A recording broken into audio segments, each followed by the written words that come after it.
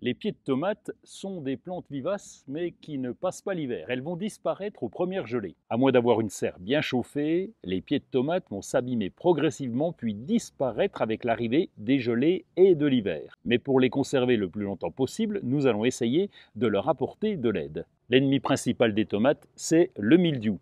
Le mildiou des tomates s'appelle aussi Phytophthora infestans. Il s'agit d'un champignon microscopique véhiculé par l'humidité, qu'il s'agisse du brouillard, de la pluie, de l'arrosage ou de la condensation.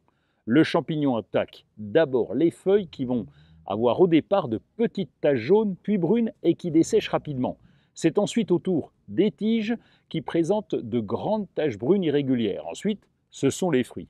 On peut limiter sa progression avec des pulvérisations de bouillie bordelaise. Il est préférable de couper les feuilles atteintes. Coupez aussi les feuilles de la base pour éviter qu'elles ne touchent le sol. Bon, ne jetez pas les parties atteintes dans le compost. Et l'an prochain, il faudra changer de place l'emplacement des tomates. Un autre danger, c'est les fruits qui peuvent s'abîmer. Les fruits éclatent lorsque la météo alterne entre la pluie et le soleil.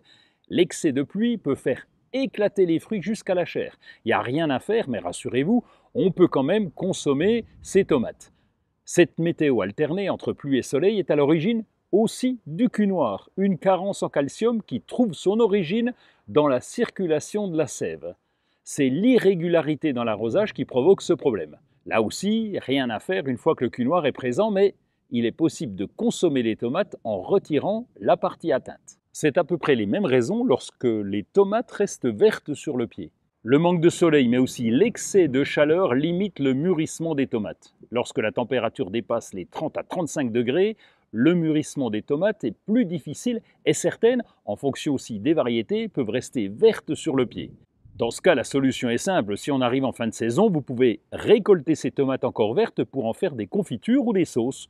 Vous pouvez aussi les conserver devant la fenêtre en attendant de les voir mûrir. S'il ne s'agit pas d'un plan hybride, vous pouvez aussi récupérer les graines pour l'an prochain. Commencez par couper votre tomate en deux et récupérer les graines à l'aide d'une petite cuillère. Il restera un peu de chair autour de ces graines. Ensuite, laissez tremper dans l'eau pendant au moins 2 jours. Les graines vont se séparer de leur pulpe. Ne laissez pas les graines trop longtemps dans l'eau, sinon elles pourraient germer. Après ces 2 jours, rincez à nouveau et filtrez pour enlever la pulpe. Faites ensuite sécher sur du sopalin ou un torchon pour que chaque graine soit bien sèche et décollée les unes des autres. Lorsqu'elles sont bien sèches, placez-les dans une enveloppe au sec et à l'obscurité. Vous pourrez les replanter dès le printemps prochain. Mais la saison continue et on va encore faire de belles récoltes.